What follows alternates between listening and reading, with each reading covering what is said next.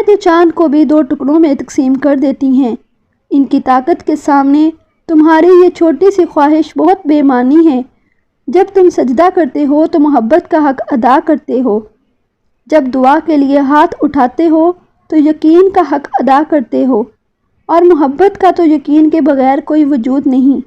دعا کی طرف ہم نہیں جاتے، اللہ ہی ہم سے دعا کرواتا ہے۔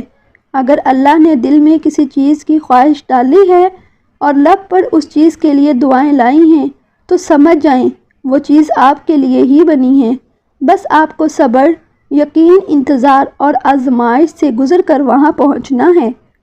اللہ سے بڑھ کر کون جان سکتا ہے کہ آپ کو کہاں پہنچنا ہے؟ آپ کی دعائیں تو آپ کا راستہ آسان کر رہی ہیں، اور وہ تو خود کہتا ہے کہ تم چاہ بھی نہیں سکتے اگر میں نہ چاہوں۔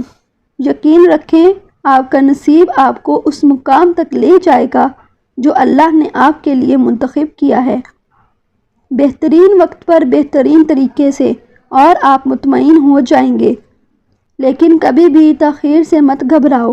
اللہ کی طرف سے جو تاخیر ہو رہی ہے وہ دراصل خیر ہے، اور یقین رکھو اللہ تمہاری ساری دعائیں سنتا ہے، تمہارے دل کے ہر خیال سے واقف ہے۔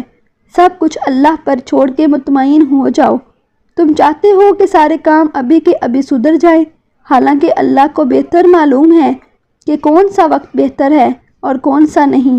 ہمارا کام صرف دعا کرنا ہے اور اللہ پر یقین رکھنا ہے، ایسا یقین جو ہر شک سے پاک ہو۔ بہت جلد وہ تمہیں بہترین سے نوازے گا انشاءاللہ۔